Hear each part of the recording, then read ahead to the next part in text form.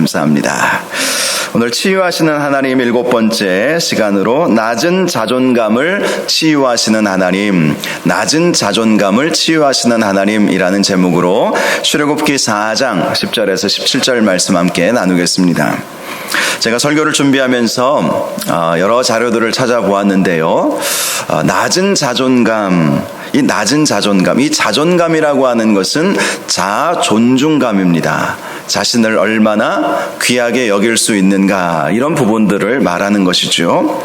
그런데 이 낮은 자존감을 가지고 있는 사람들이 많이 있죠. 우리 중에도 아마 있으실 것입니다. 이 낮은 자존감을 갖는 사람들의 8가지 특징이 있습니다. 첫 번째로, 내 인생은 실패의 연속이라고 생각한다는 것입니다. 실패의 연속이다. 나는 무슨 일을 해도 실패할 것만 같다. 나는 왜 제대로 하는 일이 없는가? 이런 생각에 사로잡혀 있다는 것입니다. 두 번째, 도전은 언제나 두려워서 피하고 싶다라는 것입니다. 새로운 일에 도전하는 것이 늘 어렵고, 그래서 늘 하던 것만 하고 싶어하는 마음, 그것이 바로 낮은 자존감이라는 것이죠. 도전의식보다는 익숙한 것이 더 좋은 것이죠. 세 번째, 내 감정을 다른 사람에게 전달하기가 어렵다는 것입니다.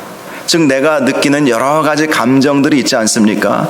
기쁘거나 슬프거나 화가 나거나 여러 가지 감정들을 어떻게 전달해야 할지 모르는 거예요.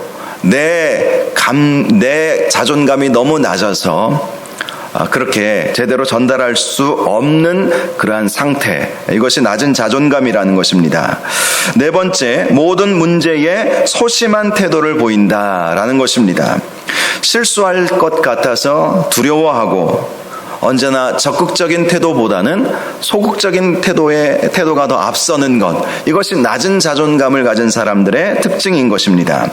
다섯 번째, 행복하지 못하다고 느낀다는 것입니다. 기쁜 일이 있어도, 물론 슬픈 일이 있을 때 행복하다고 느낄 수는 없겠지요. 그런데 기쁜 일이 있어도 좋지 않은 일을 일부러 떠올리는 거예요. 야, 이러다가 너무 기뻐만 할 수는 없지 않은가? 이러다가 안 좋은 일이 생기면 어떡하지? 기쁨은 기쁨대로 느끼면 되는 것 아니겠습니까? 또 슬퍼할 때는 슬퍼해야 하는 것이 당연한 것 아니겠습니까? 그런데 행복해야 할 순간에도 행복하지 못하는 마음 상태, 이것이 낮은 자존감이라는 것입니다. 여섯 번째, 다른 사람의 시선이 신경이 쓰이고 누군가 나를 욕할 것만 같다, 이렇게 생각하는 것. 다른 사람의 시선, 그래서 나를 누군가가 쳐다보고 살짝 뭐라고 얘기하면 이게 저 사람이 나를 지금 안 좋은 이야기를 하고 있는구나. 사실은 별 얘기도 아닌데 그렇게 생각하는 경우들이 있다는 거예요. 언제나 타인의 시선을 신경 쓰느라 늘 피곤한 삶을 사는 사람, 낮은 자존감의 특징인 것입니다. 일곱 번째, 스스로에 대한 만족감을 느끼지 못한다는 것입니다. 무언가를 이루어내도 만족스럽지가 않고 항상 어딘가 모자란 느낌을 갖는다는 것이죠. 제가 이 시리즈 설교 중에도 한번 다룰 수 있을지 모르겠지만 완벽주의 기질이 있죠. 완벽주의. 사실 이 완벽주의도 낮은 자존감에서 오는 거예요. 무엇이든지 완벽하게 해내는 것 좋아 보이지만 사실은 그렇지도 않습니다. 무엇인가 완벽하게 보이려고 하는 그것 자체가 내 자존감이 너무 낮기 때문에, 그래서 더 완벽하게 실수 없이 처리하려고 하는 그러한 마음을 갖게 되는 것이죠. 마지막 8번째, 사소한 이야기에도 발끈해서 화를 낸다는 것입니다. 별 얘기 아닌데 화가 치밀어 오르는 경우들이 있지요. 기쁜 나쁠 것도 없는 이야기임에도 불구하고 꼬아서 더 생각하고, 상대의 순수한 의도를 오해하고 그대로 받아들이지 못하는 마음 상태. 자, 이것이 이제 낮은 자존감이라는 것입니다. 여러분 어떻습니까? 이 낮은 자존감 이대로 가지고 있으면 안 되지 않습니까? 낮은 자존감은 반드시 치유가 필요한 것입니다. 치유가 필요한 거예요. 우리 인간은 하나님의 형상으로 창조되었습니다. 비록 아담과 하와가 죄를 지어서 그 하나님의 형상에 훼손이 갔지만 우리 인간만큼 이 세상에서 가장 존귀하고 가장 뛰어난 존재는 없습니다. 히브리서 말씀을 보니까 우리 인간은 천사보다도 뛰어난 존재다. 천사보다도 귀한 존재다. 여러분, 우리 천사를 생각하면 인간보다 더 월등하다 이렇게 생각하지만 하나님은 그렇게 보지 않으셨습니다. 그리고 실제로도 천사도 부러워하는 존재가 바로 우리 인간이라는 거예요. 하나님의 형상으로 지음받은 저와 여러분만큼 존귀하고 뛰어난 존재는 이 세상에 없다라는 것입니다. 우리는 하나님을 가장 많이 닮은 사람들입니다. 가장 많이 닮은 존재가 바로 우리 인간이라는 거예요. 특별히 저와 여러분은 하나님의 자녀가 되지 않았습니까? 하나님의 형상이 회복되었다는 거예요. 하나님의 자녀가 되었다는 것은 이전에 아담과 하와가 처음 가졌던 그 하나님의 형상이 이제는 회복되었다는 것을 말씀하는 것입니다. 죄 지어서 하나님의 형상에 훼손이 간 그 모습이 아니라 이제는 존귀한 하나님의 자녀, 하나님께서 저와 여러분을 보시면서 눈에 넣어도 아프지 않으실 만큼 귀하게 여기시는 존재가 되었다라는 것입니다. 하나님의 형상으로 창조되었다는 것은요, 아담에게 하나님의 통치권을 대신 부여해 주었다는 것을 의미하는 것입니다. 하나님은 이 세상 모든 만물을 창조하시고 이 세상 모든 만물을 다스리시는 분이시죠. 그 하나님의 통치권, 그 하나님의 능력, 그 하나님의 권세를 우리에게 주셨다라는 것입니다. 하나님은 아담을 창조하시고 난 다음에 생육하고 번성하여 땅에 충만하라, 땅을 정복하라, 바다의 물고기와 하늘의 새와 땅에 움직이는 모든 생물을 다스리라. 정복하고 충만하고 번성하고 다스리는 권세, 하나님의 통치권을 위임받은 사람이 바로 저와 여러분입니다. 하나님의 자녀가 된, 예수 믿어서 하나님의 자녀가 된 저와 여러분이 바로 그렇게 존귀한 하나님의 사람이 되었다는 것입니다. 그러므로 하나님의 자녀는 낮은 자존감을 가질 필요가 전혀 없습니다. 그럼에도 불구하고 우리의 마음 가운데 또 이전의 삶의 여러 가지 상처들 때문에 낮은 자존감으로 살아가는 사람들이 많이 있지요. 그런 낮은 자존감을 이 시간 치유받으시기를 바랍니다. 하나님께서는 치유하시는 하나님이세요. 하나님께서 우리의 낮은 자존감, 그 자존감을 치유하셔서 하나님께서 정말 귀하고 복되게 사용하시는 저와 여러분들이 되시기를 주님의 이름으로 축원합니다. 오늘 모세의 모습을 보면 바로 그것을 발견할 수가 있습니다.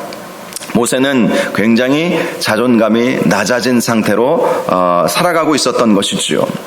잘 아시겠지만 모세는 태어나서 죽을 위기를 넘기고 애굽 왕의 바로의 이 공주의 아들이 되지 않았습니까? 양아들이 되었어요. 왕자가 되었죠.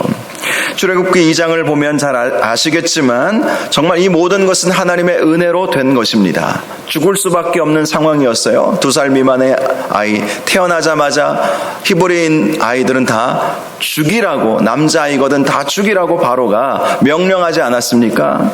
그런데 하나님의 은혜로 모세는 애굽 왕 바로의 딸에게 이 강에 이렇게 흘러가는 그 광줄에 담겨져 있는 그 모세를 그 바로의 딸이 보고 그를 불쌍히 여겨서 그를 양아들로 삼아주지 않았습니까? 그래서 40년 동안 애굽 왕궁에서 모세는 살 수 있게 되었습니다. 하나님의 은혜로 살게 되었던 것이죠. 부와 명예와 권세를 누리며 살았던 것입니다.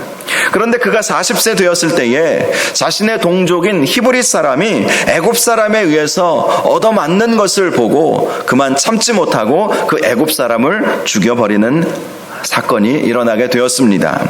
결국 모세는 그 일로 인해서 미디안 광야로 도망가서 거기서 40년을 더 살았죠. 80세가 될 때까지 그 미디안 광야에서 실패자의 삶을 살게 되었던 것입니다. 출애굽기 3장 1절을 보면 그의 40년간의 미디안 광야에서의 삶을 잘 보여주는 말씀이 있습니다.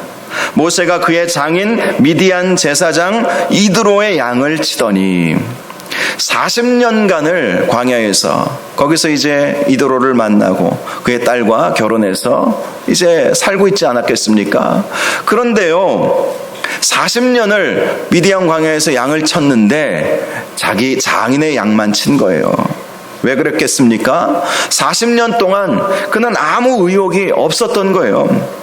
하루하루 그저 아무 의미 없는 삶을 살았다는 것을 보여주는 것입니다.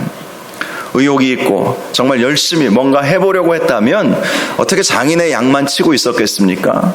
수천 수만의 자기 양도 있을 만하지 않겠습니까? 40년이에요. 40년. 정말 짧은 기간이 아닙니다. 그런데 그는 자기 장인의 양만 치고 있는 아주 초라한 노인으로 늙어가고 있었다는 것입니다. 그런데 하나님께서 그런 모세를 불에 타지 않는 떨기나무 가운데서 나타나셔서 부르시죠? 부르시는 것입니다. 80세가 된 노인 모세를 하나님께서 찾아가셔서 그를 부르시는 거예요. 그리고 먼저 그에게 내 발에서 신을 벗으라 이렇게 말씀하시죠. 신을 벗으라. 이 신을 벗으라라는 의미는 네가 나의 종이 되어야 한다, 이런 의미를 가지고 있는 것입니다. 나의 종이 되어라. 당시 종들은 신을 신지 않았습니다. 그래서 신을 벗으라라는 것은 이제는 네가 나의 종이 되어서 내가 명령하는 그 명령을 따르는 삶을 살아야 한다, 이렇게 말씀하신 것이었죠. 그리고 하나님은 모세에게 사명을 불어 넣어 주셨습니다. 이제 내가 너를 바로에게 보내어 너에게 내 백성 이스라엘 자손을 애굽에서 인도하여 내게 하리라. 이 40년간 아무 일도 하지 않고 있었던 그 모세에게 정말 위대한 사명을 불어 넣어주신 것입니다. 신음하고 있는 내 백성 이스라엘 백성을 구원하여 내는 그 일을 내가 내게 시키겠다, 이렇게 말씀을 하셨던 것입니다. 모세의 입장에서는 너무나 뜬금없는 명령 아니었겠습니까? 그동안 40년 동안 그는 하나님께서 나를 버리신 것은 아닌가, 이런 생각을 했었을 것입니다. 물론 처음부터 그런 생각을 가지지는 않았겠죠. 애굽 사람을 죽이고 바로의 낯을 피해서 미디안 광야로 왔을 때에는 조금만 시간이 지나면, 여기서 몇 년만 참으면 다시 내가 우리 히브리 동족들을 위해서 무언가 할 수 있을 거야, 하나님께서 다시 부르시겠지, 그렇게 생각을 하고 있었을 것입니다. 그런데 그러기를 한 해, 두 해, 5년, 10년, 20년, 30년, 40년이 지나가 버린 거예요. 여러분, 1, 2년 기다릴 수 있어요. 그런데 40년 동안 하나님은 부르시지 않지, 자신은 늙어가지, 아무런 의욕도 없지, 하는 일마다 되지 않지, 그러니 얼마나 낙심이 컸겠습니까? 그런데 그렇게 아무 일도 하지 못할 때 하나님께서 자신에게 찾아오셔서 자신을 부르시는 거예요. 너는 내 종이 되어야 한다. 이스라엘 백성을 애굽의 바로의 손에서 구원하여 내라. 이건 정말 뜬금없는 명령 아니었겠습니까? 그래서 당연한 반응을 보입니다. 출애굽기 3장 11절을 보니까 내가 누구이기에 바로에게 가며 이스라엘의 자손을 애굽에서 인도하여 내리이까. 내가 누구이기에, 이것이 지금 당시 모세의 마음 상태를 잘 보여주고 있는 말씀입니다. 그는 하나님께서 실수로 지금 나를 찾아오셨나 보다, 이렇게 생각했을지도 모릅니다. 자신은 실패자였어요. 40년 전에 실패자였어요. 그리고 지금도 도망자입니다. 숨어서 살고 있습니다. 더욱이 그는 이제는 더 이상 하나님의 명령을 수행할 수 있을 만큼 젊음도 없어요. 80세의 나이, 젊음도 없습니다. 힘과 능력도 없어요. 가진 재산도 없어요. 자기 소유라고는 하나도 없어요. 모든 것이 다 장인의 것이니 욕심도 없어요. 아무것도 없어요. 뭘 하고 싶어 하지도 않았어요. 시간이 40년이 흐르면서 그는 낙심할 대로 낙심해져 버렸던 것입니다. 하나님께서 만일 저를 부르시려면 아니 조금만 좀 더 일찍 부르시지, 아무짝에도 쓸모없는 나를 지금 부르십니까? 내가 누구이기에 하나님의 그 위대한 명령을 수행할 수 있겠습니까? 그렇게 반응을 했던 것입니다. 그런데 하나님께서 모세에게 이렇게 말씀해 주시죠. 내가 반드시 너와 함께 있으리라. 이 말씀이 참 중요합니다. 하나님께 붙들림 받으면 아무리 내가 실패자이고 숨어있는 은둔자의 삶을 살고 있다 할지라도 하나님께 붙들림 받으면 나이가 중요하지 않고요, 가지고 있는 능력이 중요하지 않고요, 내가 가지고 있는 실력도 중요하지 않습니다. 하나님의 능력이 있으시기 때문에, 하나님은 전능하시기 때문에 하나님께서 붙들어 주시면 되는 것 아니겠습니까? 그래서 하나님께서 모세에게 내가 반드시 너와 함께 있으리라 이렇게 약속해 주신 것입니다. 이 말씀은 40년 전 실패의 원인이 무엇이었는지 알 수 있게 하는 말씀이지요. 당시 모세는 민족 해방이라고 하는 위대한 과업을 자신의 힘과 지위로 해보려고 했던 것입니다. 애굽 왕자로서, 애굽이라고 하는 나라는 어마어마한 나라 아니었겠습니까? 그 나라에 비록 양자이지만 귀족으로 왕자로서 부와 권세와 명예를 가지고 있었기 때문에 자신의 힘으로 무엇인가 해보려고 했었던 것이죠. 그러나 보기 좋게 실패해버리고 말았지 않습니까? 그런데 하나님께서 말씀하시는 것입니다. 이제 내가 너와 함께 할 것이다. 내가 함께 하리라. 반드시 너와 함께 있으리라. 그러니 걱정하지 말고 순종하라. 이렇게 말씀하셨던 것입니다. 그러자 모세가 하나님의 이름을 묻죠. 이스라엘 백성이 네가 누구의 이러한 명령을 받아서 이러한 일들을 하려고 하느냐라고 묻지 않겠습니까? 너에게 그 명령을 내린 하나님이 누구시냐라고 묻지 않겠습니까? 그래서 하나님께 하나님의 이름이 무엇입니까? 하나님은 누구십니까? 이렇게 물어본 거예요. 그러자 하나님께서 말씀하십니다. 나는 스스로 있는 자니라. 스스로 있는 자니라. 여기서 스스로 있는 자가 히브리어로 여호와, 야훼 이렇게 말하는 것입니다. 그래서 우리가 하나님을 여호와 하나님, 야훼 하나님 이렇게 말하는 것 아니겠습니까? 스스로 있는 자, 우리 하나님은 이 세상 그 어떤 것에도 의존하지 않으시는 하나님이시다.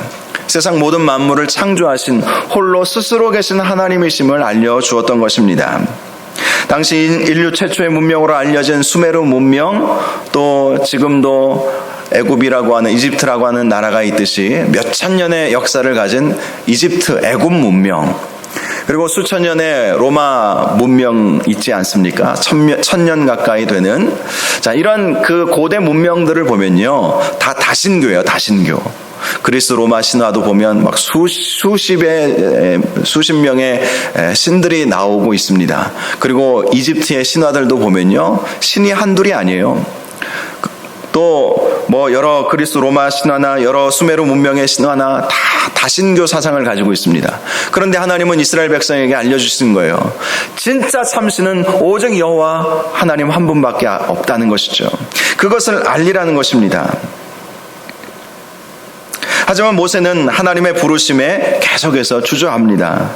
그러나 그들이 나를 믿지 아니하며 내 말을 듣지 아니하고 이르기를 여호와께서 네게 나타나지 아니하셨다 하리이다. 거짓말하지 말라고 그렇게 말하지 않겠습니까? 이렇게 말씀을 드렸던 것이죠.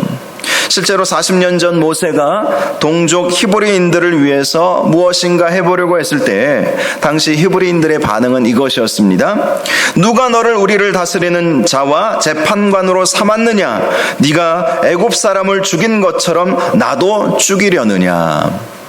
두 히브리 사람이 싸우고 있는데 그것을 말렸거든요. 그랬더니 그 중에 한 사람이 했던 말입니다. 누가 너를 우리를 다스리는 재판관과 지도자로 삼았느냐? 우리도 죽일래? 이렇게 물어본 거예요.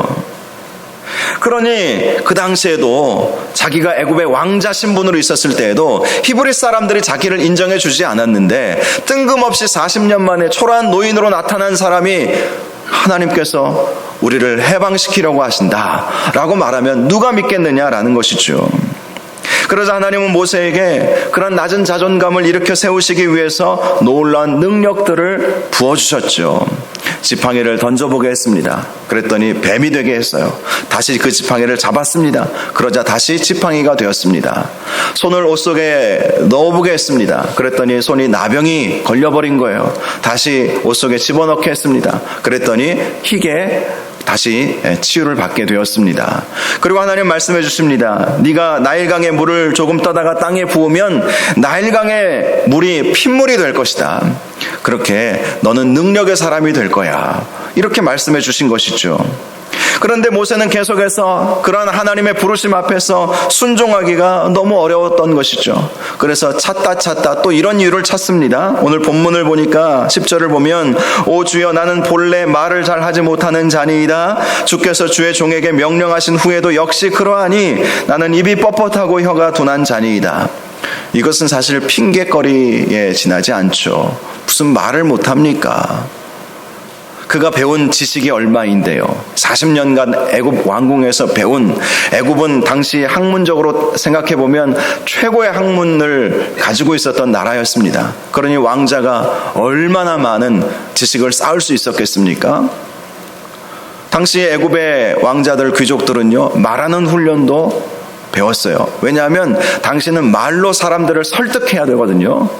오늘날에야 여러 가지 매체들이 있죠. 책도 잘 써서 그렇게 내면 그 책에 영향을 받는 사람들이 있겠죠.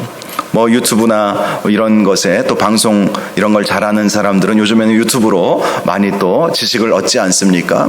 당시에는요, 당시 왕들은 말을 잘 해야 돼요. 그래서 수사학을 굉장히 중요하게 여겼습니다. 말로 먹고 사는 사람들이 당시 애굽의 귀족들이고 왕들이었어요. 그러니 얼마나 말 잘하는 훈련을 받았겠습니까? 물론 40년간 양들과 이야기하려다 보니까 무슨 말을 했겠습니까? 그러나 이것은 핑계에 지나지 않았던 것이죠. 하고 싶지 않았던 거예요. 자신이 없었던 거예요. 아무리 하나님께서 능력을 부어주셔도, 내가 함께 하겠다고 약속해 주셨어도, 기적을 일으킬 수 있는 힘을 주셨어도 도무지 자신감이 생겨나지 않았던 것입니다. 그러자 하나님이 말씀하시죠. 누가 사람의 입을 지었느냐? 누가 말 못하는 자나 못 듣는 자나 눈 밝은 자나 맹인이 되게 하였느냐? 나 여호와가 아니냐? 하나님께서 다 그 입에 할 말을 불어 넣어 주신다는 것이죠.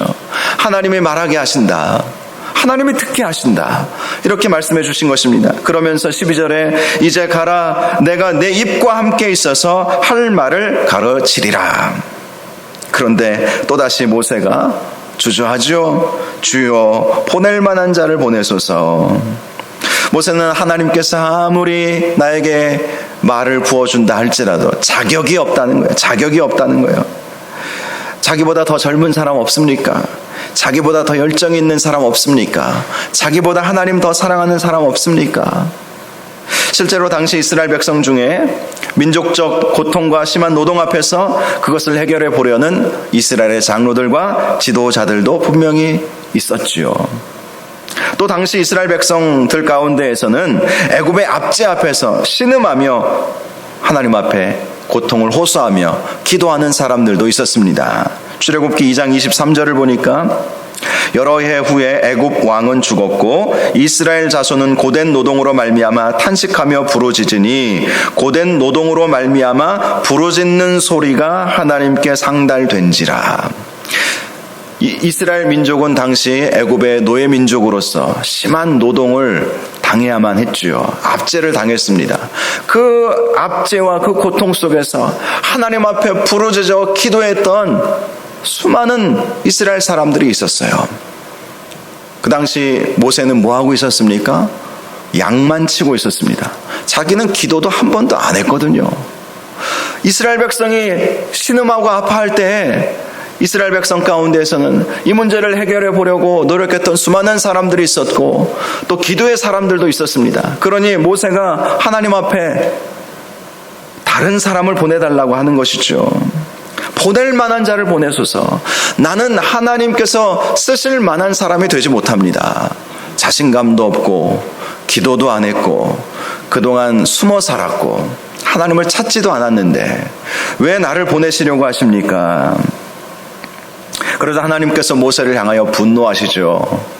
이만큼 했으면 좀 말을 들어야 되는데 화를 내십니다. 14절을 보니까 여호와께서 모세를 향하여 노하여 이르시되 레위 사람 내 형 아론이 있지 아니하냐. 그가 말 잘하는 것을 내가 아노라. 그가 너를 만나러 나오나니 그가 너를 볼 때에 그의 마음에 기쁨이 있을 것이라. 참 친절하신 하나님이십니다. 노를 바라시면서도 끝까지 모세를 들어 쓰시고자 하시는 그 하나님의 마음을 볼 수 있지 않습니까? 이런 생각을 해보았습니다. 왜 하나님께서 그렇게 싫다고 하는 낮은 자존감으로 자신감을 다 잃어버린 모세를 굳이 쓰시려고 하셨을까? 왜 이 모세를 굳이 택하셔서 이 모세를 굳이 쓰시려고 하셨을까? 묵상하면서 한 가지 깨닫게 된 것은 그것이 하나님의 사랑이라는 것입니다. 하나님의 사랑. 잘 준비된 사람만, 자존감이 충만한 사람만 하나님은 쓰시지 않으세요. 자존감이 낮아져 버리고 여러 가지 상처와 또 여러 가지 아픔들 때문에 의기소침에 빠져버리고 그리고 아무런 힘도 능력도 없는 무기력증에 빠진 사람이라 할지라도 하나님은 그들을 방치하고 싶지 않으신 거예요. 하나님은 그러한 사람들이라도 일으켜 세워서 그들을 쓰고 싶어 하시는, 그것은 하나님이 그들이 필요해서가 아닙니다.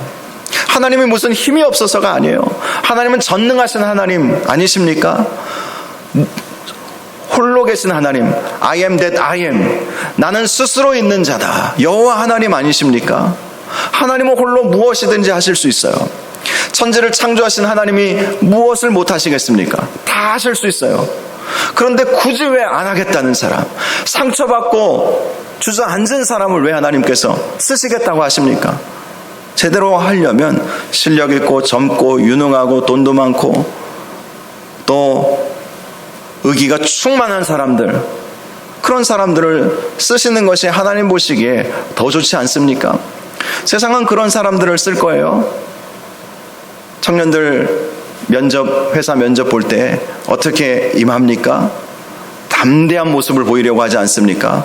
자신감 있는 모습을 보이려고 하지 않습니까? 당신은 왜 우리 회사에 오려고 합니까? 글쎄요, 이러면 안 되는 건 아니겠어요? 왜 내가 그 회사에 입사하려고 하는지 그 목적과 자신의 비전을 뚜렷하게 말해줘야 세상에서는 그런 사람들을 씁니다.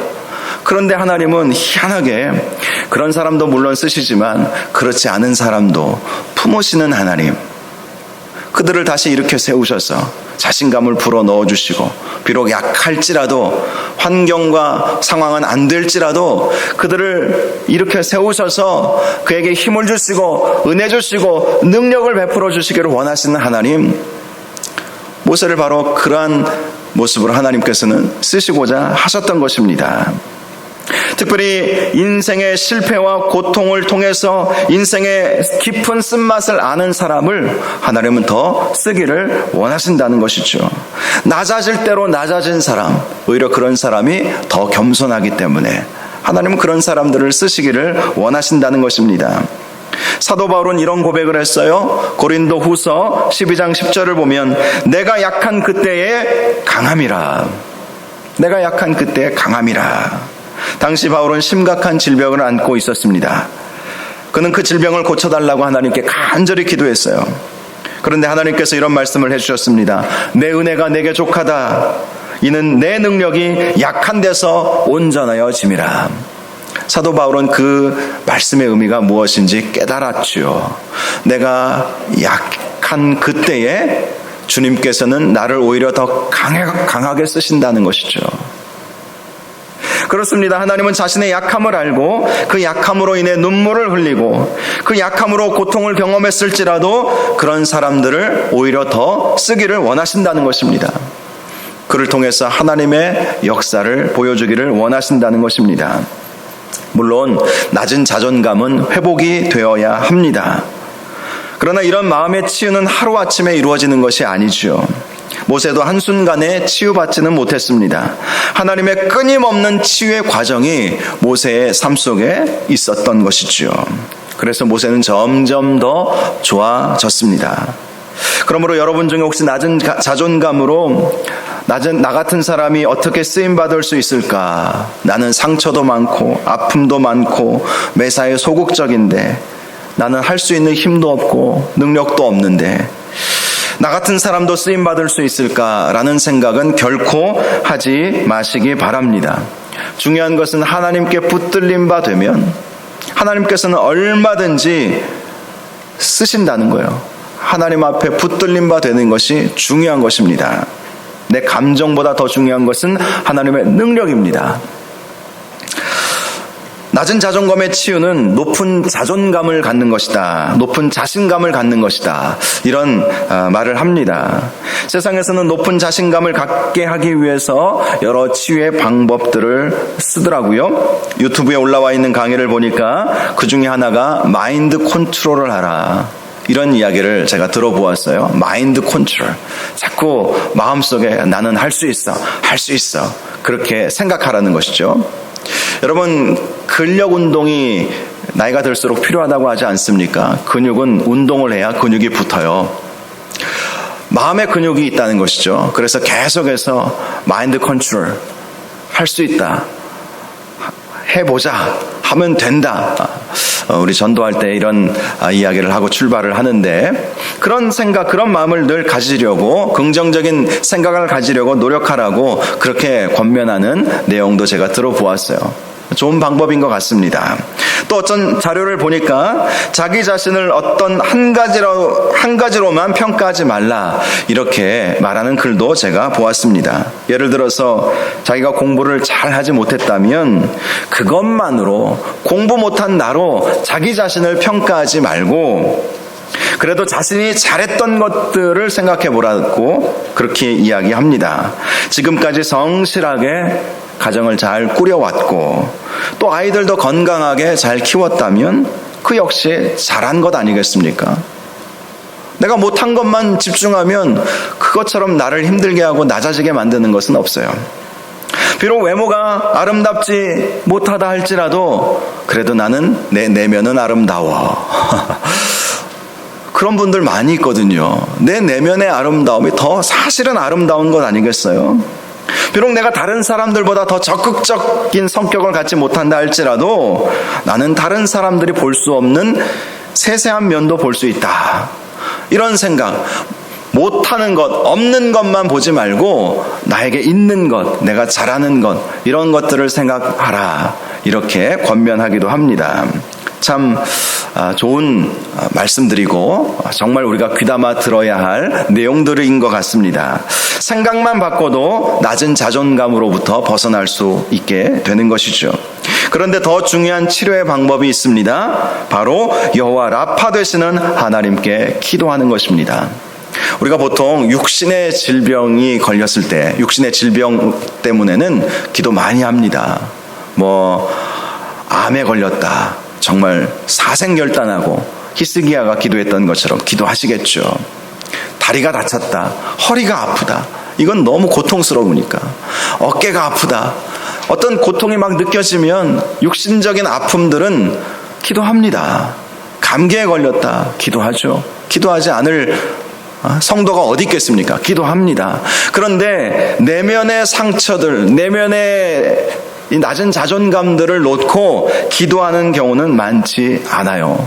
그것을 질병으로, 그것을 아픔으로 치유받아야 할 병으로 생각하지 않기 때문입니다. 그러나 여러분, 내면의 상처도 깊은 상처이고요. 여러분, 겉에 예를 들어 손가락이 비었다 그러면 그거 치료하려고 어떻게 합니까? 약도 바르고 반창고도 붙이고 그렇게 하지 않습니까? 금이 갔다 그러면 막 붕대도 감고 이게 기부스 같은 것도 하고 이러면서 하지 않습니까? 겉에 드러난 상처이기 때문에.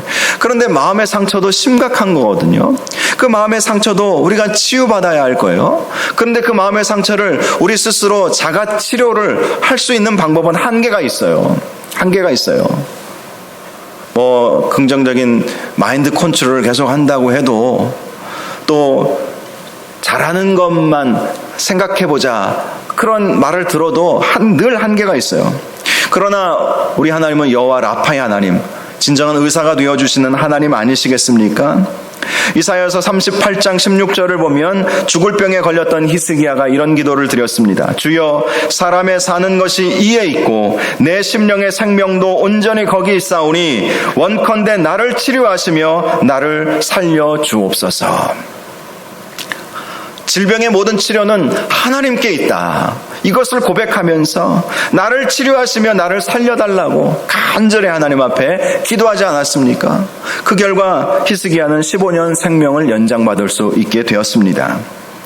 시편 41편 3절에서 4절 말씀도 다윗이 근심과 번뇌로 힘들어 병들었을 때 어떻게 했는지 말씀해 주고 있습니다.